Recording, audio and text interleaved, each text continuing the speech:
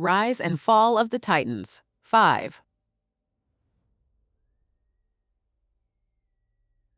The August break wind swept through the streets of Lagos on that Thursday morning in August 2022, carrying with it whispers that would soon become headlines. At the Reddington Hospital in the upscale Lekki area, a 74-year-old man drew his last breath, his passing marking the end of a chapter in Nigeria's law enforcement history that few would forget. Deji Ige-Oguniyi stated that Nurudeen Oguniyi had succumbed to a brief illness just 4 days short of his 75th birthday. What followed was a peculiar symphony of reactions. Former colleagues who had served under him wept openly at his Ikoyi residence, describing him as one of the best police bosses Nigeria ever produced. Retired Assistant Inspector General Tunde spoke of his devotion to transforming the police force. His first son, Abiomi, remembered a strict father who demanded nothing less than absolute rightness in all endeavors. His daughter Bola recalled, with something between pain and affection, the 24 strokes of the cane that awaited any child who dared cross him. Yet hovering over these tributes like an uninvited ghost was the memory of another time, a barefooted man collapsing in a courtroom, a former police chief experiencing the brutality of his erstwhile subordinates, a convict in Kuje prison serving 6 months for stealing and laundering over $100 million. This was the paradox of Nurudeen Oguniyi, a man who rose from humble origins to become Nigeria's 21st Inspector General of Police, who reformed the force even as he plundered it, who fought corruption while embodying it, and who died with some calling him a mentor and others a cautionary tale. The story begins on August 8, 1947, in Ila-Orangun, a historic town in what would later become Osun State, southwest Nigeria. The town, one of the oldest Yoruba settlements, carries the weight of centuries. Its palace, its traditions, its expectations. Into this world of ancient rhythms and colonial stirrings, Nurudeen Oguniyi was born, the son of parents who likely never imagined the heights their child would reach, nor the depths he would plumb. The Ila-Orangun of Oguniyi's childhood was a place where community meant something, where the Oba's voice carried authority, and where education was seen as the golden ticket to a world beyond the cassava farms and mud houses. Young Nurudeen absorbed these values, the respect for hierarchy, the hunger for advancement, the understanding that titles carried weight. These lessons would serve him well, though perhaps not always in the ways his ancestors intended. His early education prepared him for the University of Lagos, where he arrived in the late 1960s, a period of tremendous upheaval in Nigeria. The country was still reeling from the Civil War, and the campus at Unilag buzzed with the energy of a generation determined to rebuild. Oguniyi immersed himself in his studies, graduating in 1972 with a bachelor's degree in political science. But political science, he would discover, was merely a prelude. The real education and power was yet to come. In May 1973, Nurudeen Oguniyi made a decision that would define his life. He joined the Nigeria Police Force as a member of Cadet Assistant Superintendent of Police, ASP Course 3. He was 25 years old, armed with a university degree at a time when such qualifications were rare in the force, and possessed of an ambition that would not be denied. The Nigeria Police Force of the 1970s was a study in contradictions. It was an institution still carrying the DNA of its colonial origins, designed more for control than service, more for regime protection than community protection. Yet it was also a force undergoing Nigerianization, with indigenous officers finally ascending to positions of real authority. For a young man like Oguniyi, the timing was perfect. Those who knew him in those early years describe an officer of unusual intelligence and even more unusual drive. He understood something fundamental about institutions, that proximity to power is itself a form of power. While his contemporaries focused on mastering the routine of policing, the arrests, the investigations, the paperwork, Oguniyi studied the informal architecture of the force. He learned who mattered, how decisions really got made, where the levers of influence were hidden. But Oguniyi was no mere political operator. He also understood that in a bureaucracy, expertise is its own kind of currency. So, while serving as a police officer, he pursued and obtained a law degree from the University of Ibadan. This combination, Street smarts and book learning, political acumen and professional competence would prove devastatingly effective. Every career has its turning point, the moment when fortune singles out an individual for special favor. For Nurudeen Oguniyi, that moment came when he was appointed Principal Staff Officer to Inspector General Muhammadu Gambo. Muhammadu Gambo was a colossus in the Nigeria police force, an officer who had risen through the ranks to command the entire institution. To serve as his principal staff officer was to occupy a position of immense, if invisible, power.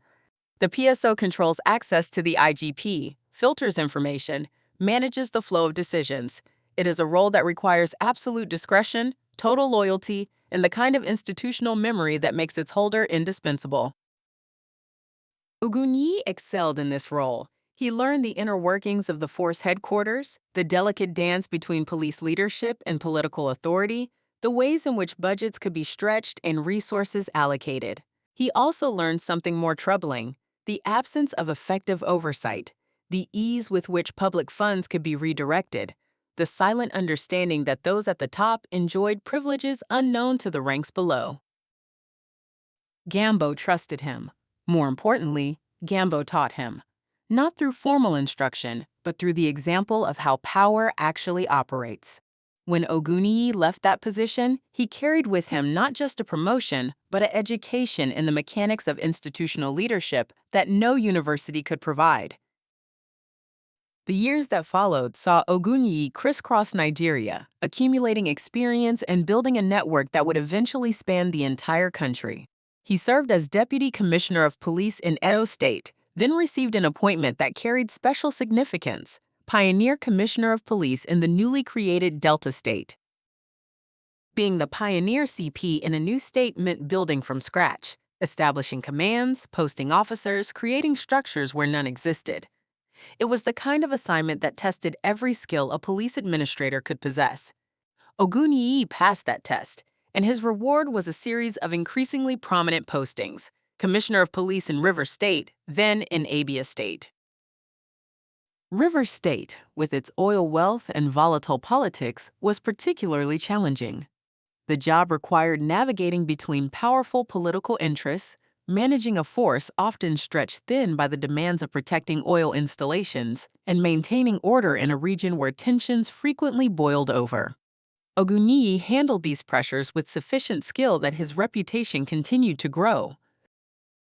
By the time he was appointed Assistant Inspector General in charge of Zone 1, Kano, he was widely regarded as one of the most capable senior officers in the force. Zone 1 covered Kano, Katsina, and Jigawa states, a vast, complex area with its own security challenges. Oguniyi approached the assignment with characteristic energy, even reassuring reporters in November 2001 about the safety of businessmen through the Diplomatic Corps and Foreign National Protection Unit. What no one knew as Oguniyi settled into his Kano office in late 2001 was that his greatest promotion was just months away, and that it would set the stage for both his finest hours and his most shameful days. On March 6, 2002, Nurudeen Oguniyi received the news that would fulfill a lifetime of ambition: President. The President had appointed him the 21st Inspector General of Police of the Federal Republic of Nigeria. He replaced Musa Mohammed, assuming control of one of Africa's largest police forces at a critical moment in the nation's history.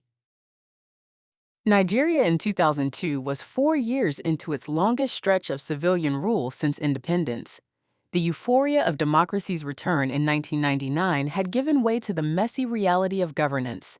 The president, a former military head of state turned elected president, was navigating the treacherous waters of democratic consolidation while battling entrenched interests, regional tensions, and an institutional culture of corruption that seemed immune to reform. The police force reflected all of these challenges. Underfunded, poorly equipped, and demoralized, the Nigeria police force was simultaneously expected to maintain order and denied the resources to do so properly. Officers went months without pay, lived in squalid barracks, and faced dangers that their equipment could not handle. The temptation to supplement official income through unofficial means was overwhelming, and many succumbed. Oguniyi took office with ambitious plans. He had traveled extensively, studied policing systems in other countries, and developed ideas about what the Nigeria police force could become. His vision cantered on community policing, the concept that effective law enforcement requires the active participation of the communities being policed. I discovered that there is a common denominator among all policing systems across the world, and there is the concept of mixing with the people via the concept of community policing, he would later explain. This concept is working all over the world, and it is working over there. With characteristic energy, Oguniyi moved to implement his vision. He secured approval from the Ford Foundation to train 100 police officers annually in community policing techniques. He sent 5 officers to Britain and Spain for advanced training, expecting them to return and spread their knowledge throughout the force. He introduced computer training for officers, recognizing that modern policing required modern skills. For all the controversy that would later engulf him, Oguniyi's tenure as IGP produced achievements that even his critics acknowledged. The statistics tell part of the story. During his 3 years in office, the police arrested 19,135 robbery suspects, with 6,815 killed in encounters. They recovered 12,006 firearms and 472,020 rounds of ammunition, along with 2,148 stolen vehicles. These numbers reflected an aggressive approach to crime fighting that many Nigerians appreciated. But Oguniyi understood that fighting crime also meant taking care of the fighters. He oversaw the promotion of more than 170,000 police officers between 2002 and 2004, the highest number since the force's establishment. For officers who had stagnated in rank for years, these promotions were life-changing. He also ensured that over 147,000 officers attended various local courses, investing in professional development on an unprecedented scale. Perhaps most striking, given what would follow, was Oguniyi's record on police corruption, at least of the petty variety. During his tenure, he dismissed over 1,200 police officers for various acts of official corruption. These were not symbolic actions. They were real dismissals that sent a message throughout the force that certain behaviors would no longer be tolerated. The irony of a man later convicted of massive corruption purging his force of petty corruptors was lost on no one, then or later. Oguniyi also initiated reforms that outlasted his tenure. He created the Female Mobile Police Unit, recognizing the important role women could play in law enforcement. He worked to establish a credible staff list that could be used for fair promotions based on seniority and merit. He encouraged officers to work as a team, breaking down some of the barriers that had long divided the force. December 2003 brought one of the most significant tests of Oguniyi's tenure, the Commonwealth Heads of Government meeting, COGM, in Abuja. Leaders from across the Commonwealth descended on Nigeria's capital for a summit that would showcase the country's progress since returning to democratic rule. Security was paramount. Oguniyi organized extensive security measures across Nigeria to ensure no disturbances during the summit. The operation required coordination between the police, military, intelligence agencies, and a host of other actors. It demanded that tens of thousands of officers be deployed effectively, that potential threats be identified and neutralized, and that visiting dignitaries be protected without creating an atmosphere of oppressive security. The summit passed without major incident. International observers noted the professionalism of Nigerian security forces. Oguniyi received credit for an operation that demonstrated the Nigeria police force could meet international standards when properly led and resourced. For a man who had spent his entire career in the force, this was a moment of genuine pride. Beneath the surface of these achievements, however, trouble was brewing. The April 2003 national elections, the second since the end of military rule, were marred by reports of police abuses. Human Rights Watch documented patterns of violence and intimidation that raised serious questions about the police's role in the electoral process. Oguniyi, as the officer with overall responsibility for election security, bore ultimate responsibility for these failures. He would later address the issue in academic terms, presenting a paper on Nigeria, electoral violence, and national security in August 2003 that advocated improvements such as national identity cards, mass education, electoral law reforms, and citizen participation in politics. But for those who had experienced police violence at the polls, these abstract proposals offered cold comfort. There were other warning signs as well. In 2004, multiple incidents occurred where reporters were beaten and their equipment damaged by policemen. Oguniyi issued apologies and promised that those responsible would be punished, but the pattern suggested deeper problems with police discipline and accountability. In 2003, Oguniyi initiated one of the earliest major attempts to withdraw police orderlies from judicial officers and politicians nationwide. The directive targeted the removal of police security details from certain dignitaries, including judges, to curb the misuse of police personnel. The move was met with mixed reactions. Notably, Bola Tinubu, then governor of Lagos State and future president, called for a re-evaluation of the policy. Within weeks, the police reversed part of the decision, reinstating police orderlies to judges. In 2004, Oguniyi renewed his efforts by ordering the withdrawal of police orderlies from private individuals. This controversy illustrated a fundamental tension that would dog Oguniyi's entire tenure: the gap between reformist intentions and political realities. He understood that the police force was being drained by assignments to private individuals who had no legitimate claim to public security resources, but he also discovered that powerful interests benefited from this system and would resist any attempt to change it. Toward the end of 2004, newspapers began publishing allegations of corruption on a massive scale.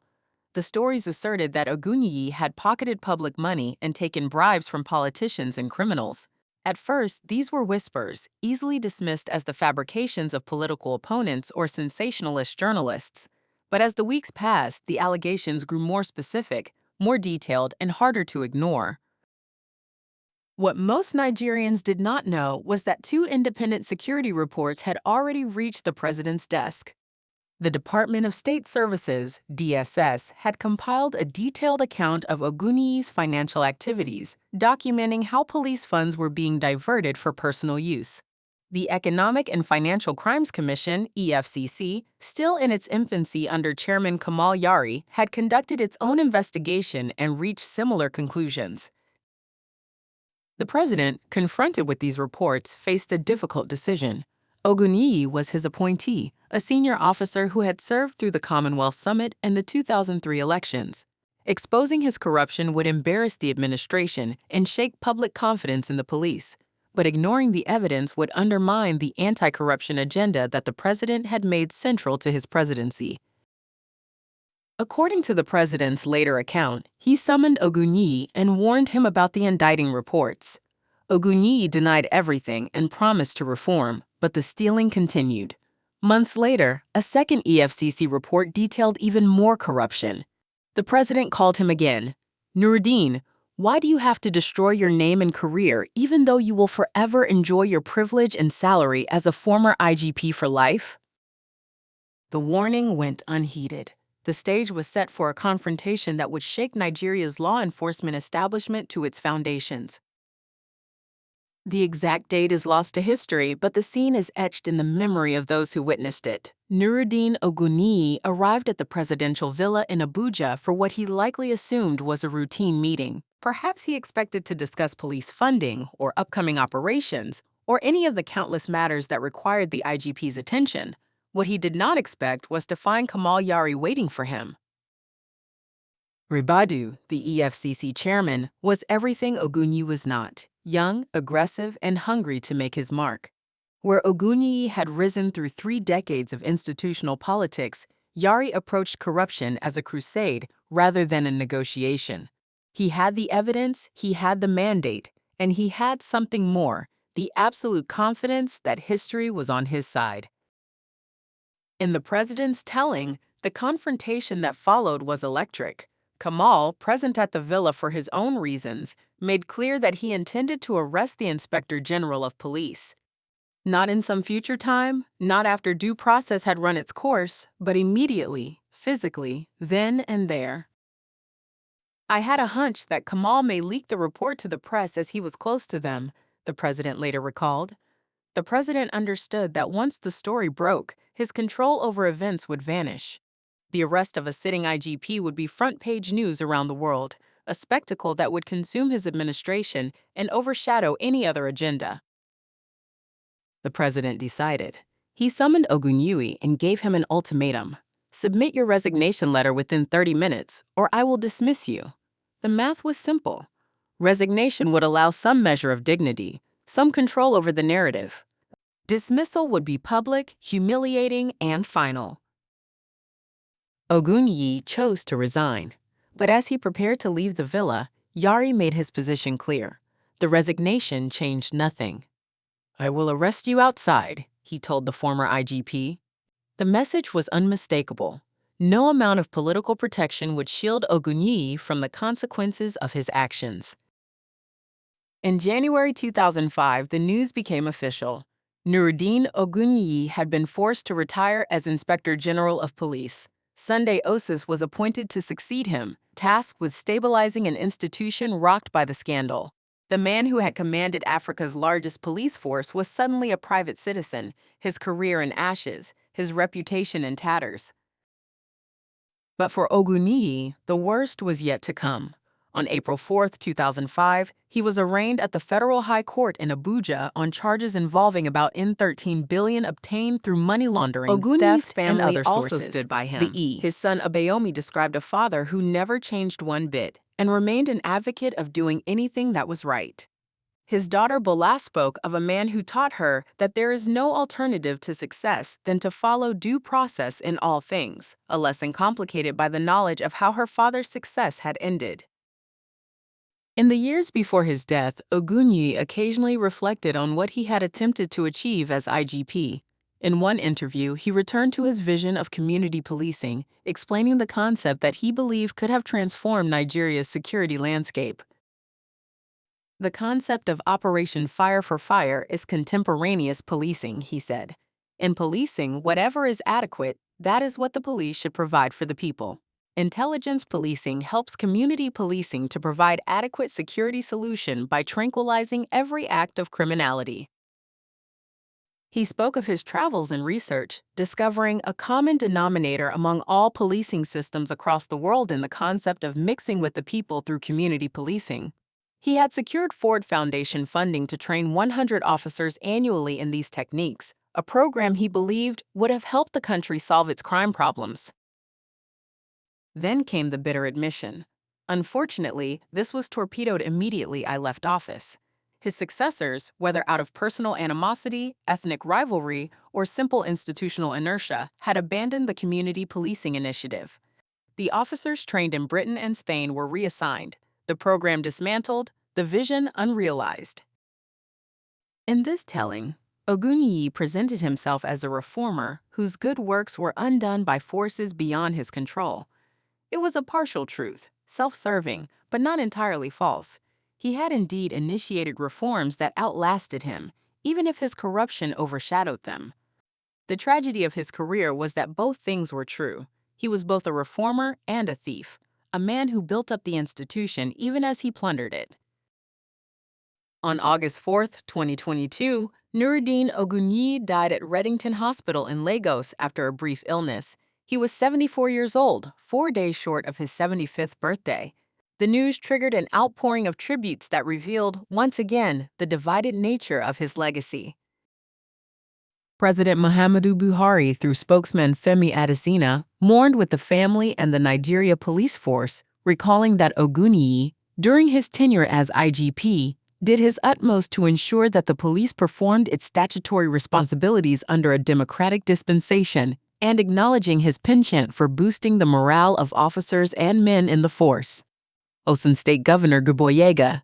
The governor expressed sadness, noting that the former police boss contributed in no small measure to the nation's security during his years of meritorious service. But perhaps the most revealing tributes came from the police officers who had served under him. Retired AIG Tunde Alapini insisted that the impact made by Oguniyi could not be ignored, describing him as devoted to the transformation of the police and its personnel. Retired Dig Wahid Kasim called him a dear brother and friend. Retired CP Edward Ojogun, who served as Oguniyi's personal assistant, spoke of a boss who was always thinking positively about the Nigeria police force and the security of Nigeria. These were not the words of men defending the indefensible. They were the words of men who had experienced Oguniyi's leadership firsthand and remembered it with genuine gratitude. They acknowledged his crimes, how could they not, but refused to let those crimes erase everything else he had done. To understand Nurudeen Oguniyi's fall, one must understand the corruption that caused it. The scale was staggering. Over $100 million stolen from the police treasury in just 3 years. The methods were varied: direct diversion of funds, acceptance of bribes, money laundering through complex financial transactions. The assets acquired included properties in Nigeria and abroad, though the full extent would never be definitively established. But the numbers, however impressive, fail to capture the deeper betrayal. Oguniyi had risen through the police force, benefited from its training, advanced through its ranks, and commanded its officers. He knew better than anyone the sacrifices officers made, the dangers they faced, the low pay they endured, the families they left behind when killed in action. During his tenure, 172 police officers were killed in operations, with 151 injured. While those officers were dying, their commander was enriching himself with funds that could have improved their equipment, their training, their living conditions. This was the essence of the betrayal. Not just that Oguniyi stole, but that he stole from an institution he was sworn to lead, from officers who trusted him, from a public that depended on the police for protection. The corruption was not merely financial, it was moral. Yet Oguniyi did not operate in a vacuum. His corruption flourished because the system allowed it to flourish. The police force lacked effective financial oversight. The budget process was opaque. The culture of the institution tolerated, even expected, that those at the top would enrich themselves. Oguniyi was not the first corrupt IGP, nor would he be the last. The political environment also enabled him president.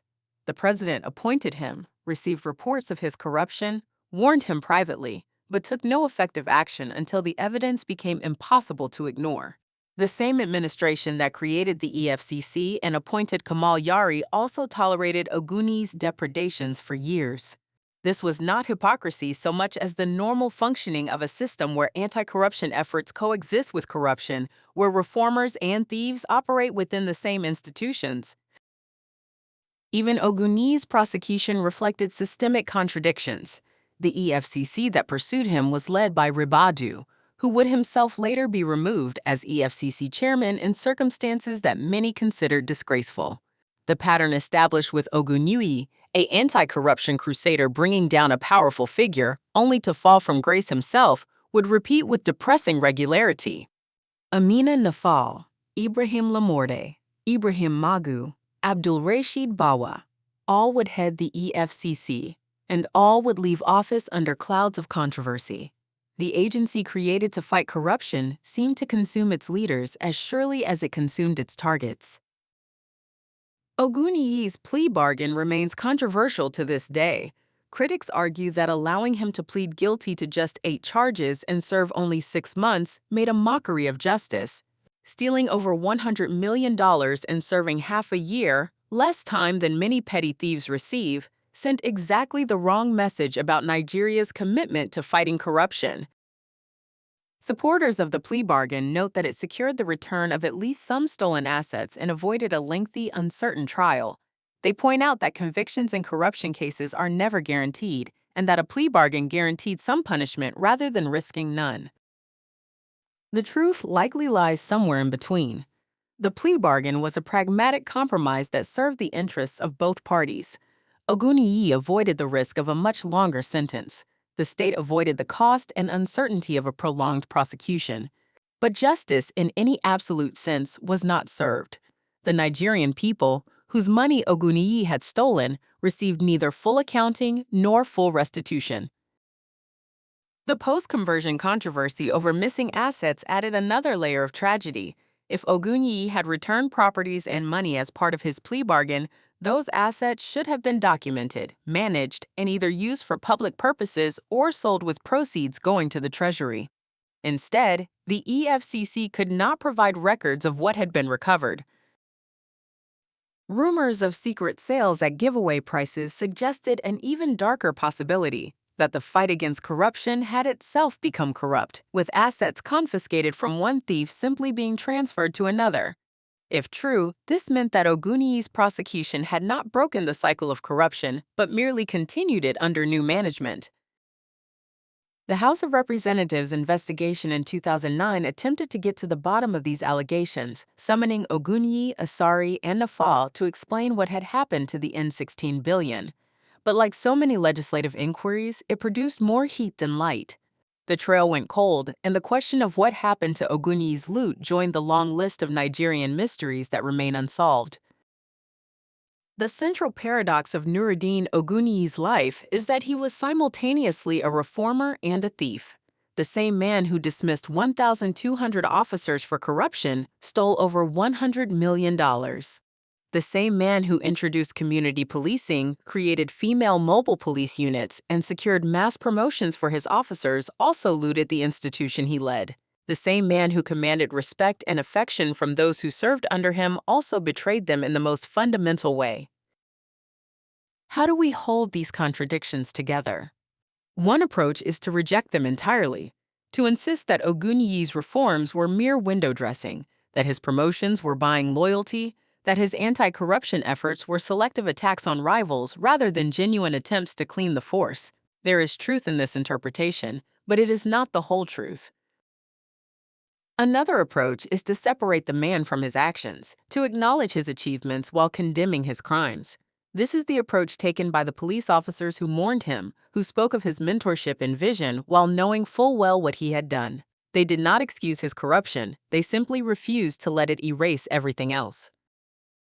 Perhaps the most honest approach is to accept that human beings are complicated, that institutions are complicated, that good and evil often coexist in the same heart and the same career.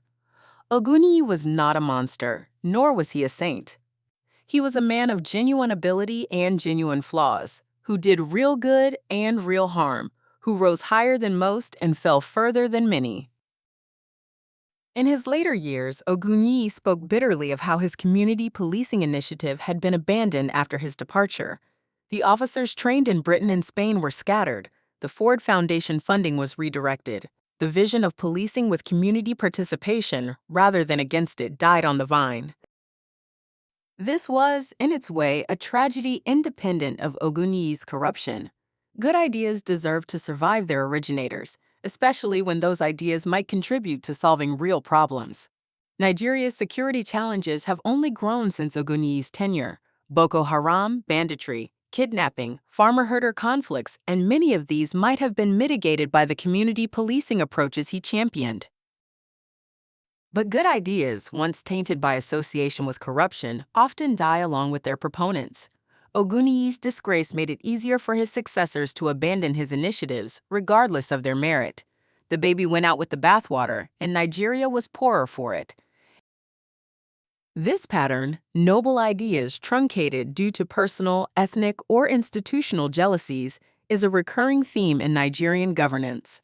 Oguniyi's successor, Mike Asari, would later describe how his own anti-terrorism training initiative was sabotaged by uninformed people who petitioned against it, leaving Nigeria unprepared for the Boko Haram insurgency that erupted shortly after his retirement. The pull-him-down syndrome that Oguniyi experienced was not unique to him. It was a feature of the system, not a bug.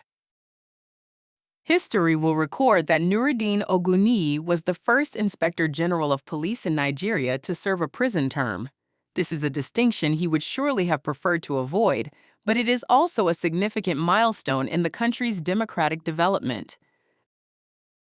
Before Oguniyi, senior officials accused of corruption could reasonably expect protection from prosecution. The military regimes that ruled Nigeria for most of its independent history did not hold their own accountable for financial crimes. Even in the early years of democracy, the idea of a former IGP going to prison seemed almost unthinkable. Oguniyi's conviction changed that calculation.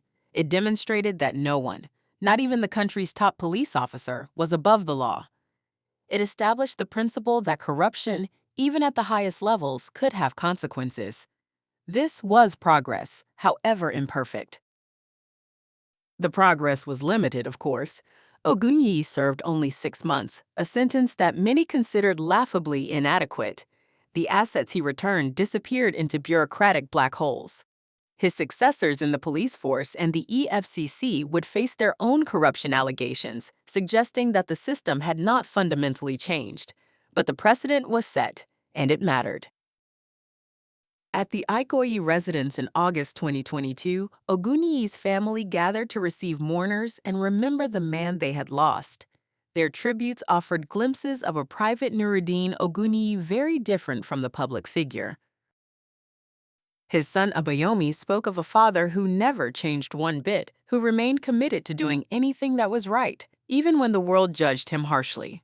He acknowledged that many misunderstood his father as strict, but insisted that family members were not exempted from this strictness. It was simply who he was. His daughter Bola remembered a man who would be missed for many things, including food recipes, word pronunciation, reading, and responsible behavior. She spoke of his lessons. "My father taught me that there is no alternative to success than to follow due process in all things."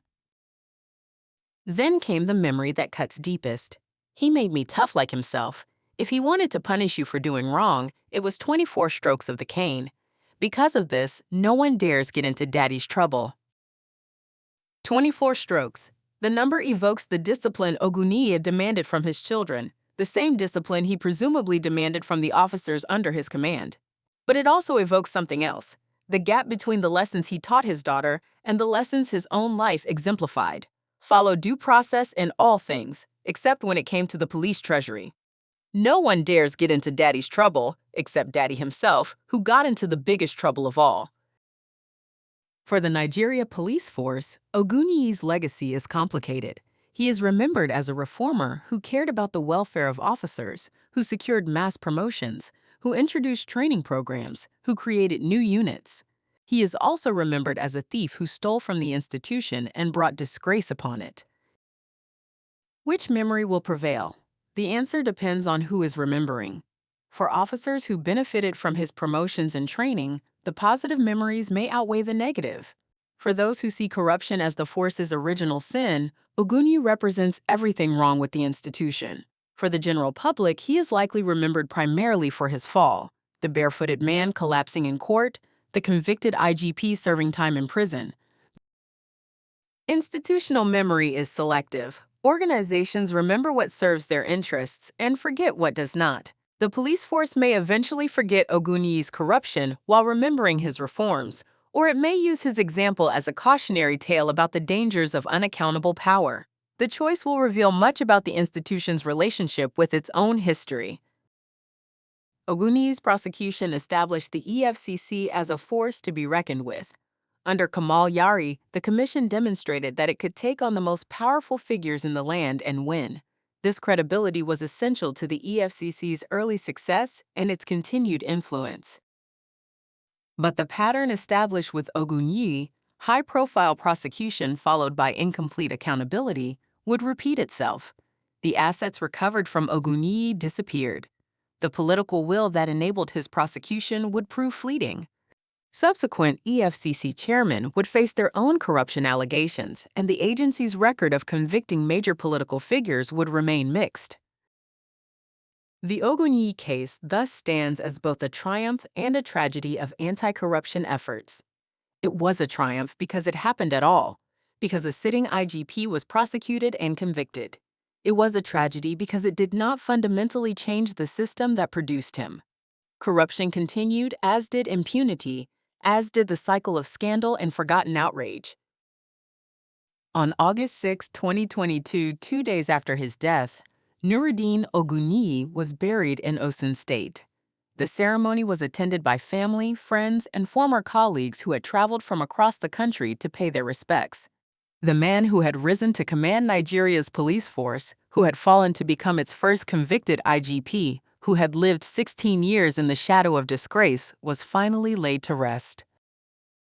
What are we to make of this life? The question admits no simple answer. Nurudeen Oguniyi was a man of genuine ability who rose through merit as well as politics. He joined the police force with a university degree when such qualifications were rare, earned a law degree while serving, mastered the intricacies of institutional power, and climbed to the very top of his profession. His achievements as IGP were real: mass promotions that lifted thousands of officers, training programs that developed professional skills, reforms that improved the force's capabilities. The officers who mourned him were not engaging in empty ritual. They were expressing genuine gratitude for a commander who had improved their lives. But Nurudeen Oguniyi was also a man who stole over $100 million from the institution he led. He diverted funds intended for police operations, accepted bribes from those seeking to influence the force, and laundered money through channels designed to conceal his crimes. He did this while officers under his command were dying in the line of duty, while the force lacked basic equipment, while the public he was sworn to protect suffered from inadequate policing. The scale of his betrayal is inseparable from the scale of his responsibility. Perhaps the most honest epitaph is the simplest. Nurudeen Oguniyi was human. He had strengths and weaknesses, virtues and vices, moments of genuine service and moments of profound failure. He rose higher than most and fell further than many. He did good things and bad things, sometimes simultaneously, often in contradiction. He was loved by those who served under him and reviled by those who saw only his crimes. In the end, his story is a Nigerian story, a story of talent and temptation, of institutions that enable both excellence and corruption, of justice that is real but incomplete, of legacies that resist easy judgment. It is a story that raises questions without providing answers, that complicates rather than simplifies, that reminds us that human beings are never reducible to their worst acts or their best.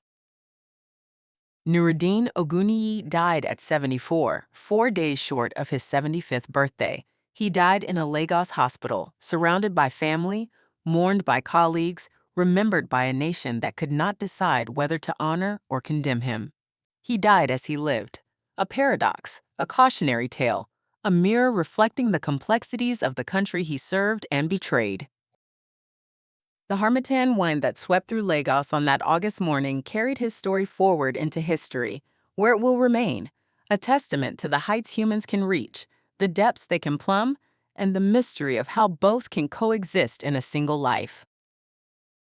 Oguniyi's death closed some questions while leaving others perpetually open. How much money did he actually steal? The estimates range from $100 million to N13 billion to N16 billion, with no definitive accounting ever achieved. What happened to the assets he returned? The EFCC could not provide records, and rumors of secret sales at giveaway prices were never fully investigated. Did his plea bargain serve justice or subvert it? The question admits no objective answer, depending as it does on whether one values certainty of punishment or severity of punishment. These unanswered questions are themselves part of Oguniyi's legacy. They remind us that the fight against corruption is never complete, that accountability is always partial, that the full truth often dies with those who lived it. They remind us that institutions matter, that the police force Oguniyi led and the EFCC that prosecuted him were both capable of great things and susceptible to great failures. They remind us that Nigeria's struggle with corruption is not a problem to be solved, but a condition to be managed, an ongoing tension between what the country aspires to be and what it too often is. Nurudeen Oguniyi is gone. The questions he embodied remain.